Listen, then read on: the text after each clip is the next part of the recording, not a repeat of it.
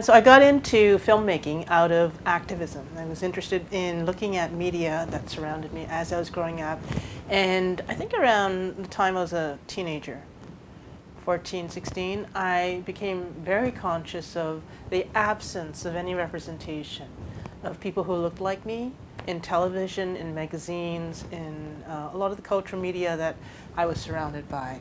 So it was really important to me that my story, or people whose stories I understood, not that I got, people who are minoritized in a particular way, whether they're queer, person of color, working class, or a bunch of those all together. These days we say that's sort of an intersectional identity. I wanted to make sure that people whose own realities I knew, whose ones that I was part of, that our stories were not disappeared, invisibilized, marginalized, or completely not even part of the broader story. And that's what drew me to media. My documentary El Contrato looks at the lives of Mexican migrant workers who work on farms in Ontario. And the migrant workers who come into Canada come through a migrant worker program called the Seasonal Agricultural Worker Program. The short form is SAWP. And I spent about one whole growing season in the town of Leamington, Ontario, which is located just outside of Windsor. And during that time that I was shooting, I got to know the migrant workers and understood the reasons why they came to Canada to work as farm workers. Very hard work, minimum wage. Many workers have been coming to Canada 15, 25 years, some as long as 25 years. And they leave their families at home. And they're working in Canada from 8 months to 10 months of the year. So it's a very brutal cycle, just the de facto reality of the cycle of this work is that you are separated from your family, from your children and your partner. And in order to support your family and the extended kin back home, you commit to living abroad, usually for the 6 to 10 month cycles. And I was really interested in the story of migrant workers because I think the first thing that many Canadians think about when you say migrant workers is they think about the United States. Most Canadians don't really think of our country, this country, as one that uses migrant labor. But in fact, there are over 300,000 migrant workers in Canada, and agricultural work in particular is dominated by migrant labor. And I was interested in the lives of the workers because, one, the personal sacrifice is one part of the story I was interested in, but I was also very interested in their labor story, in how their working lives operated in terms of their ability to advocate for their workers' rights, just basic workers' rights. When you do farm work, oftentimes you encounter a whole host of problems, but in particular it's very dangerous work. You have exposures to pesticides and chemicals when you're handling fruits and vegetables, and you need proper training and proper protection. And I became aware that migrant workers were not being given that. Many migrant workers in the community that I was filming with were Spanish speaking from Mexico and hadn't been trained as to how to properly handle pesticides or read safety instructions, weren't being given the gloves or the kind of protective measures that you would need when you're working in an enclosed environment dealing with chemicals. And many of the workers that I was filming with worked in greenhouses. I actually do believe documentary can make concrete social change. And the reason I am so committed to working in documentary is because I think that on many levels, documentaries can impact real social change. I think documentaries provide information, they're an educational vehicle, but they can also, using a narrative, which is very much in the storytelling narrative, they can provide opportunities for people who watch documentaries to engage with experiences and other people who may not necessarily be people they might encounter in their own life, but to understand and connect with issues and other people intellectually and emotionally. So I think they're really strong bridges as storytelling vehicles.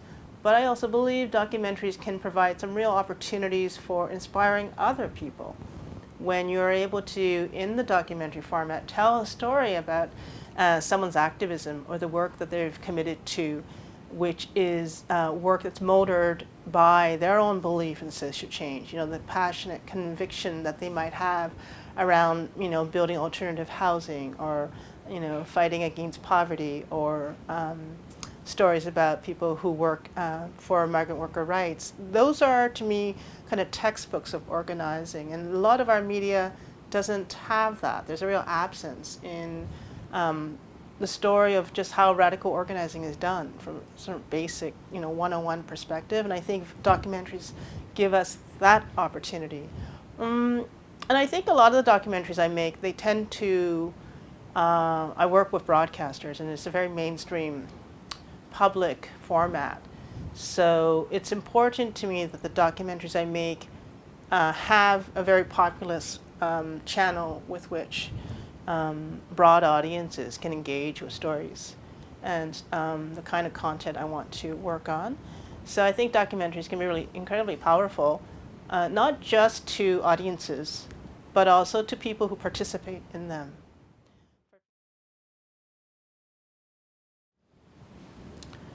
Well, I think all art is political, essentially. I think it would be very hard to talk about neutrality in art making, because we need to appreciate the bias or positionality of who's the art maker, but also understand the bias and criticality and positionality of who's the audience of whatever you do end up making. And the completion of the work itself is completed with the maker and then the viewer. There's a cycle of that. And we are all comprised or informed by social constructs of power, in which, our multiple identities, gender, sexuality, race, class, all those inform the different locations of power we enjoy or we embody in our society. And art is an very concrete expression of that. I think historically art has been used by those in power to validate and to cement and to authorize, legitimate their power.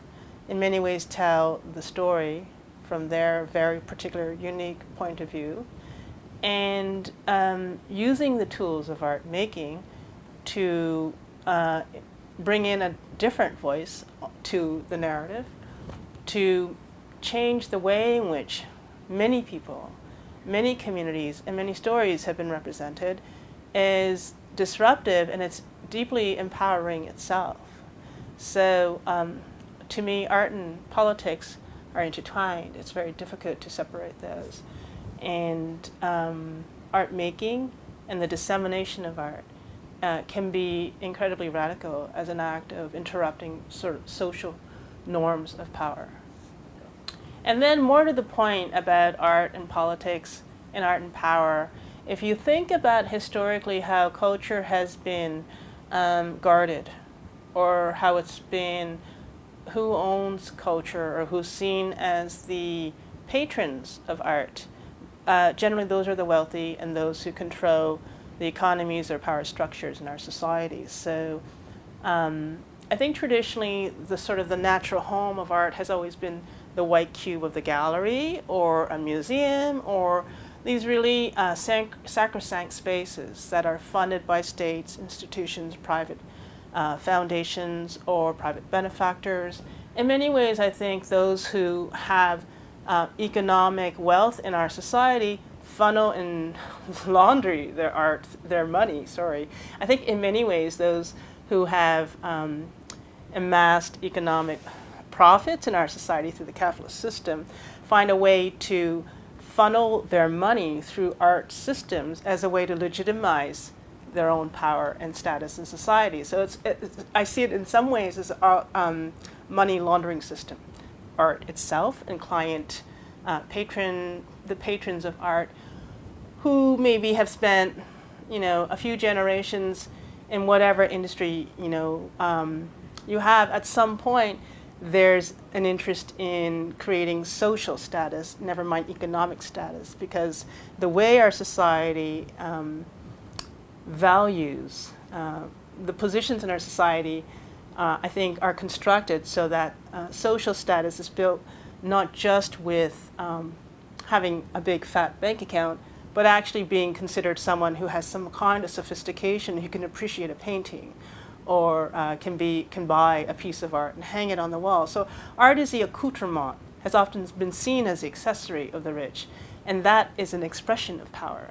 And I think when poor working class people, or people who aren't part of that equation, who want to challenge that kind of economic imbalance, when they take art and when we rewrite it or use it for our own storytelling, or celebrating our own stories and our own victories, then it can be incredibly radical.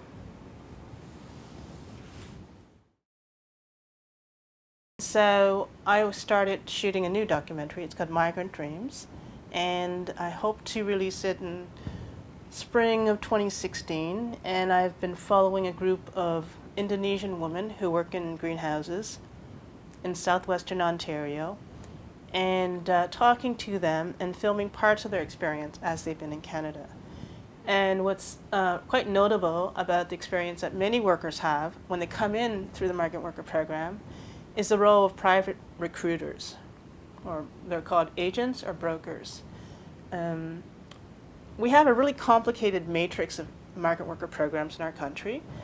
One is the one that's the most sort of historically known, which is the agricultural worker program.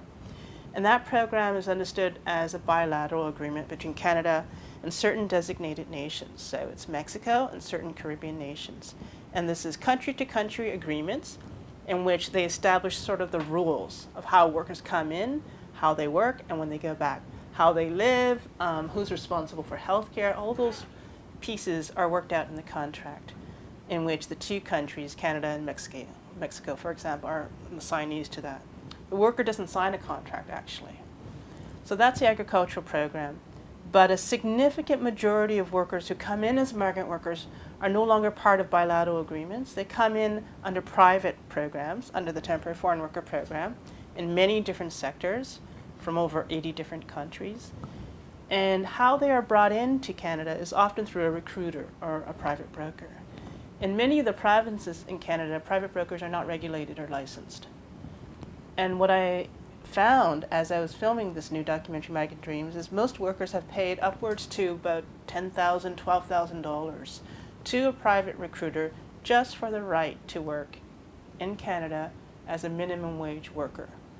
Whether they're picking mushrooms, worms, or working in a cucumber greenhouse and they're making minimum wage, many of the workers have come heavily indebted to a private broker because there are these exorbitant fees that they have to pay in order just to secure a job in Canada. So this practice is known as debt bondage. But in addition to the debt bondage that workers are tied to with their contract in the country, many workers have also found that once they're in the country, the broker exercises an extreme amount of control, because many employers will often use brokers as second-level managers to deal with the workforce. And so when they arrive in the country, they're picked up by the broker at the airport. They're driven to their housing accommodation. Often workers are found crammed, 15, 20 in one housing unit. And then it is the broker who then transports them to the farm. And this broker becomes their de facto landlord, controls all their mobility, and is the person who communicates to them from the employer, so it becomes a second boss in a sense, and is a boss that they interact with on a day-to-day level. So what you're seeing is workers managed through this broker system that looks a lot like trafficking, in which these high fees are being paid, and many of the workers that I spoke to calculate that the first 2 years they work in Canada are just to pay back the broker fees. It's the next 2 years in which they can actually make some money to send home. And if you cycle it back, the only reason people come into the country is to support families back home. This is a really pressing need. And I think what's important for us to stop and start thinking about is this idea of choice. If you are in a situation where your family will not survive, is the choice to migrate and work as a migrant labor really a choice? Or is it in fact, you have no choice at all? It's the only route to survival. That's one piece to look at. But the second piece to look at is sort of the broader picture of how certain countries have been economically destabilized by what we're living in, which is an era of multinational neoliberalism, in which many corporate interests, often stemming from the global north, are practice and dominate economies from the global south. So a concrete example of this would be with Jamaican workers who are in Canada's migrant worker program. Many of them are farmers, small-scale farmers, back home in Jamaica, but their farms couldn't compete against the multinationals who came in, bought up huge swaths of land that had become privatized, and were selling milk at subsidized prices. So Jamaican dairy farmers could not compete whatsoever. So when you have this dominance of local economies by multinational corporations, there's a direct link between our economic activities abroad and then that flow of workers who come here, but can only come here through the back door. So the new documentary I've been working on is trying to struggle with the bigger picture and then the smaller picture of what migrant labor looks like within Canada's borders, but then ultimately make sure that you don't lose sight of the human story, because all the women I filmed with have children back home, that they know they're leaving for 4 years. And I think that's a very big sacrifice.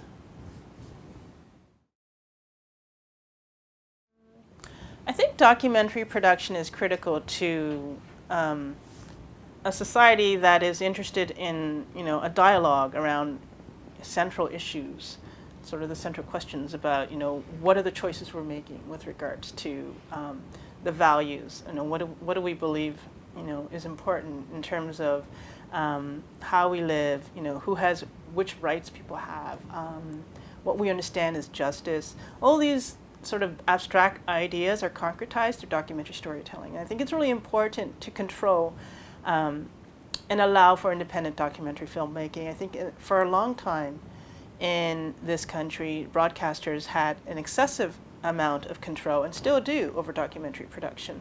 And it was a funding model. But as TV is changing and shifting, and funding cycles are trying to make sense of how the internet and people are watching documentaries on laptops as opposed to their cable channels, everything is being reviewed, reconstructed, and I think there's been a lot of hair pulling as to how does traditionally mainstream funded documentaries get made. But aside from that, I think independent alternative documentaries have always been made and will always be made.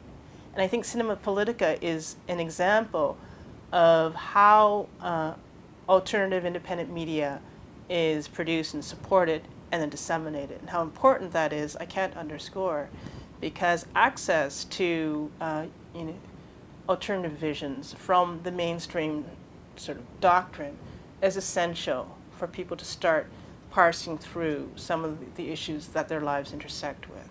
So a screening network like Cinema Politica, I think Cinema Politica is branching out now to finding ways to uniquely fund documentary production as well, is really critical, and I think it's quite important to support. I think we need more versions of Cinema Politica. So the more heterogeneous our media distribution systems are, the more viable, disparate voices can be supported. You can't just have one dominant alternative voice. You need many of them in order for a whole conversation to push forward and to start thinking about how you truly create, alternative media that's rich, in which many multiple perspectives are, brought forth into the conversation.